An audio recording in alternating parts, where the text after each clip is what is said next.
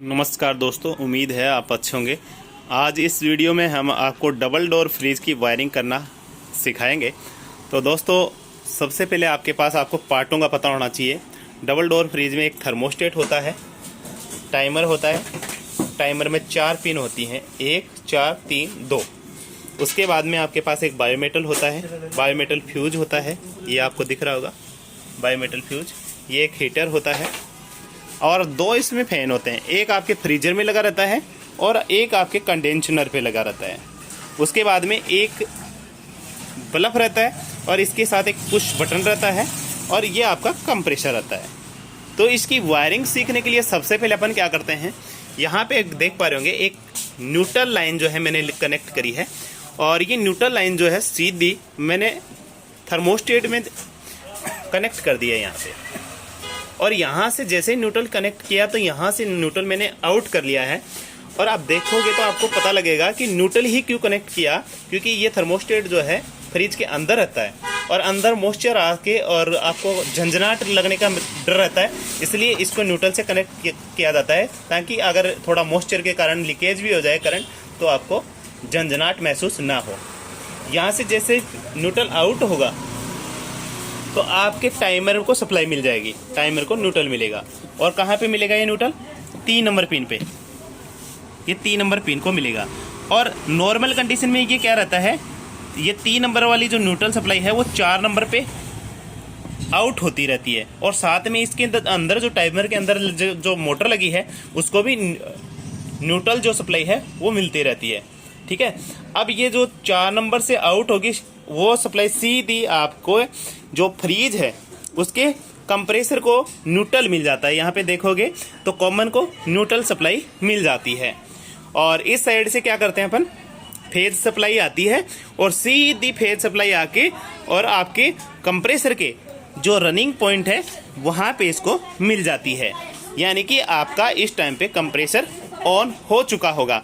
और साथ में ही आगे मैं बता देता हूं आपको, इसमें एक बल्ब रहता है, बल्ब जो रहता है उसमें न्यूट्रल यहां से कनेक्ट कर देते हैं और लैंप के बीच में एक बटन रहता है और इस बटन के आउट सिरे से जो वायर उठेगा वो आपके फेज लाइन में कनेक्ट कर दिया जाएगा। आप देख पा रहे होंगे यहाँ से इसको फेज मिल गया है और इधर से इसको न्यूट्रल मिल गया है। तो जैसे ही आप डोर खोलोगे तो ये बल्ब जल जाएगा, क्योंकि ये नॉर्मली क्या रहता है, डोर बंद कर दोगे तो ये ओपन हो जाता है, डोर को खोलते ही एनसी हो जाता है, बल्ब जल जाता है। तो बल्ब की वायरिंग जो है वो सबसे सिंपल है, इधर से न्यूट्रल कनेक्ट हो जाता है और इसके बल्ब से वायर निकल के स्विच में और स्विच से सीधा फेज सप्लाई में कनेक्ट हो जाता है। साथ में ही इसमें 2 फैन होते हैं, एक आपके फ्रीजर में मिलेगा, दूसरा आपको कंडेंसर पे मिलेगा। तो ये दोनों फैन जो हैं वो कंप्रेसर पे कनेक्ट रहते हैं। जैसे आपको मैं बताऊं, जैसे ये जो फैन है इसका एक वायर आया सीधा, ये ब्लू वाला ये आया, और ये जो फैन है इसका भी एक वायर यहाँ पे कनेक्ट करके और एक वायर कनेक्ट करके मैंने यहाँ से आप देख पा रहे होंगे न्यूट्रल सप्लाई कनेक्ट कर दी है। जैसे ही टाइमर 3 नंबर से 4 नंबर पे सप्लाई आउट करेगा तो आपके इस फैन को और फ्रीजर और कूलिंग वाले जो फैन है उसको यहाँ से न्यूट्रल मिल जाएगा। अब बची फेज की बारी। तो आप देख पा रहे होंगे इसका ये जो वायर है यहाँ पे है और इस फैन का जो वायर है ये ग्रीन वाला है।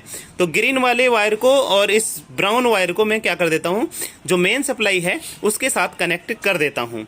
जैसे ही से कूलिंग फैन, कंप्रेसर और कंडेंसर फैन को फेज मिल जाएगा और यहाँ से 3 नंबर से जैसे ही न्यूट्रल आउट होगा 4 नंबर से न्यूट्रल आके कंप्रेसर और दोनों फैन को न्यूट्रल मिल जाएगा। कूलिंग मोड पे सप्लाई 3 नंबर से 4 नंबर पे आउट होती रहती है और साथ में 1 नंबर वायर जो है, 1 नंबर पिन, वहाँ से सप्लाई जो है मोटर को जो फेज सप्लाई मिलती रहती है, बायोमेटल फ्यूज और हीटर के माध्यम से फेज मिलता रहता है और मोटर चलती रहती है। और 2 नंबर से सप्लाई आउट होके ये ग्रीन वायर जो है मैंने आउट करा के, और ये डीप फ्रोज का जो बायोमेटल है इसमें एक साइड में एक वायर होगा, उधर मैंने 1 लिखा है, 2 वायर कनेक्ट होंगे, उधर मैंने 2 लिखा है। तो जो 2 नंबर वायर जो उठा यहाँ से वो सीधा कहाँ लगा दिया मैंने, 1 नंबर पिन के साथ कनेक्ट कर दिया है। और इधर जो 1 नंबर से उठेगा, 1 नंबर से उठेगा वो सीधा चला जाएगा आपका जहाँ पे बायोमेटल और फ्यूज के जो वायर कनेक्ट हैं, वो 2 वायर जहाँ पे कनेक्ट हैं वहाँ पे 1 नंबर पिन को अपन कनेक्ट कर देंगे। और यहाँ बायोमेटल से एक वायर उठेगा, वो सीधा बायोमेटल जो फ्यूज है उसमें जाएगा, और फ्यूज यहाँ से आउट होके सीधा आपका जो हीटर है, हीटर के 1 नंबर पिन को कनेक्ट हो जाएगा। हीटर को जैसे ही डीफ्रोज मोड पे आएगा उस टाइम पे हीटर को न्यूट्रल सप्लाई मिल जाएगी। और ये देख पा रहे होंगे आप, यहाँ से एक वायर उठा है और इसको सीधा क्या है, मैंने फेज सप्लाई से कनेक्ट कर दिया है।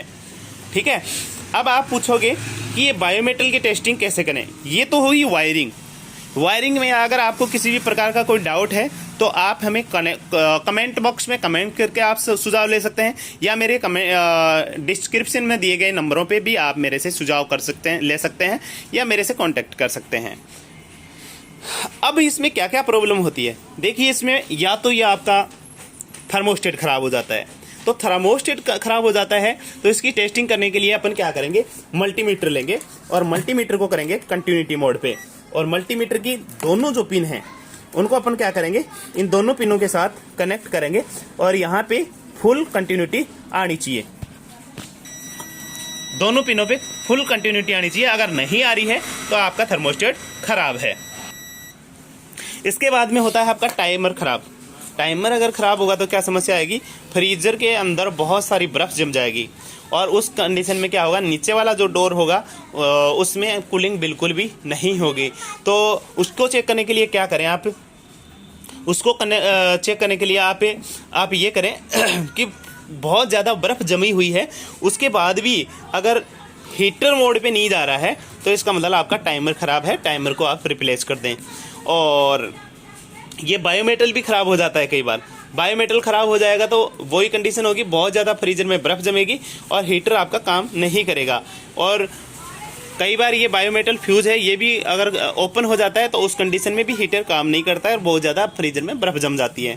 तो इस फ्यूज़ की भी जांच करने के लिए मल्टीमीटर को कंटिन्यूटी मोड पे सेट करते हैं और वो ही इसकी कंटिन्यूटी मापते हैं, और कंटिन्यूटी अगर 0 आ जाती है तो इसका मतलब ये सही है, अन्यथा ख़राब है। मैं माप के दिखाता हूँ इसकी कंटिन्यूटी, आप देख पा रहे होंगे। मैंने फ्यूज़ की कंटिन्यूटी टेस्टिंग करी है तो ये बिल्कुल कंटिन्यूटी 0 आ रही है, बिल्कुल ओके है फ्यूज़ अपना। ऐसे ही बायोमेटल की टेस्टिंग करते हैं, लेकिन बायोमेटल क्या है, नॉर्मल कंडीशन में तो ये क्या होता है, ओपन कंडीशन दिखाता है, लेकिन जैसे ही बर्फ़ जम जाती है उस कंडीशन में, बर्फ़ में अगर ये लगा हुआ होगा तो ये फुल कंटिन्यूटी शो करेगा। अगर बर्फ़ में नहीं होगा, कूलिंग मोड पे नहीं होगा, कूलिंग उसमें बहुत ज़्यादा नहीं होगी, तो ये ओपन कंडीशन शो करेगा। तो अब उसके बाद में क्या आता है, उसके बाद में आता है आपका कंप्रेसर प्रॉब्लम। कंप्रेसर में क्या होता है मैं बता देता हूँ आपको।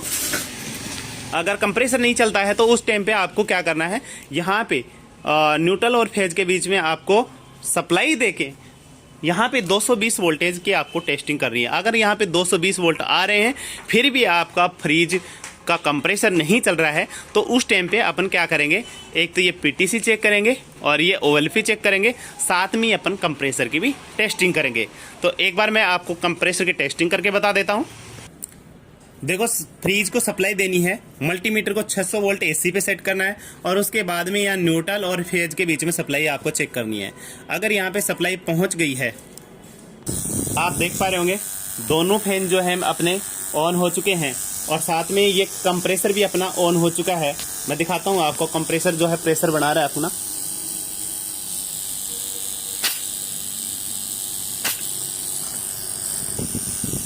तो इसकी अगर अब यहाँ पे न्यूट्रल और फेज के बीच में टेस्टिंग करेंगे, यहाँ पे मीटर में आप देखें 230 वोल्टेज आ रहे हैं। अगर सपोज करो यहाँ पे वोल्टेज आते और कंप्रेसर अपना ऑन नहीं होता तो उस टाइम पे आप क्या चेक करना है आपको, वो भी मैं आपको बता देता हूँ। तो कंप्रेसर जो सप्लाई दे रखी है आपको, आपने मेन सप्लाई दे रखी थी, उसको डिस्कनेक्ट करना है, बोर्ड से हटाना है और उसके बाद में ये जो पिन लगी हुई है इनको निकाल देना है। और ये आप देख पा रहे होंगे, ये है आपकी ओएलपी। मल्टीमीटर को करना है कंटिन्यूटी मोड पे सेट और यहाँ पे ओएलपी की टेस्टिंग लेनी है। अगर यहाँ पे कंटिन्यूटी फुल आ रही है इसका मतलब आपका ओएलपी ओके है, और कंटिन्यूटी नहीं आए तो ओएलपी आपका खराब है, इसको बदल दें, आपका कंप्रेसर चल जाएगा। उसके बाद में पीटीसी की टेस्टिंग करेंगे। तो पीटीसी की टेस्टिंग करें तो यहाँ पे नॉर्मल कंडीशन में ये भी कंटिन्यूटी देना चाहिए। नॉर्मल कंडीशन में ये भी आपको कंटिन्यूटी देना चाहिए। और आपको इसके बारे में थोड़ा बता देता हूं मैं।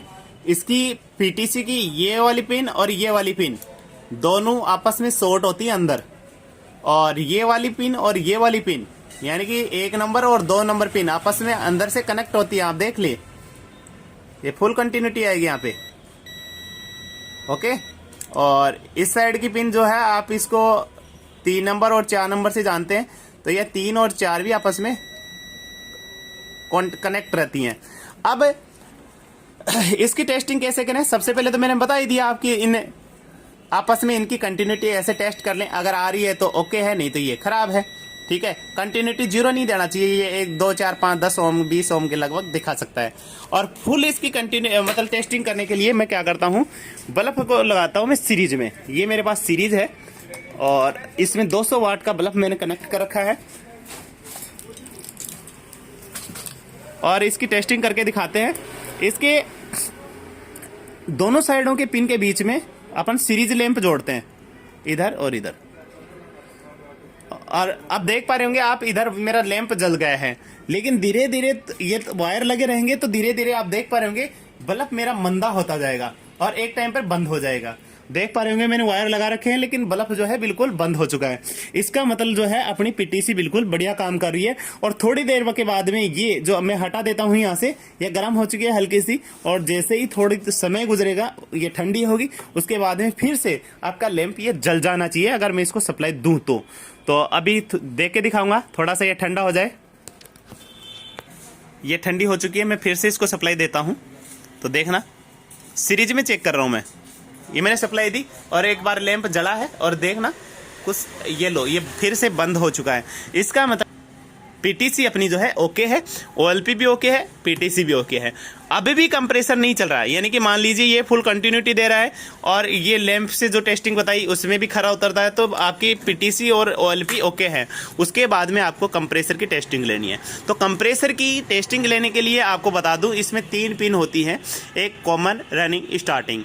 तो सबसे बड़ी टेक्नीशियन भाई गलती यहीं पे करते हैं कि वो रनिंग स्टार्टिंग कॉमन नहीं पहचान कर पाते हैं। बहुत से मैंने नए टेक्नीशियन भाई देखे हैं जो कंप्रेसर को जला देते हैं। तो उसके लिए मैं बता देता हूँ, जो नीचे वाला एक पिन रहता है वो कॉमन होता है। ये नीचे वाला जो पॉइंट सिंगल है, ये ऊपर भी हो सकता है। चाहे ये सिंगल वाला पॉइंट ऊपर होगा तो भी कॉमन होगा, नीचे होगा तो भी कॉमन होगा। अब बच गए इसमें 2, ये दोनों एक साथ लगे हुए हैं। इनमें एक रनिंग है, एक स्टार्टिंग है। उसकी पहचान करने के लिए मल्टीमीटर को करता हूं मैं कंटिन्यूटी मोड पे सेट।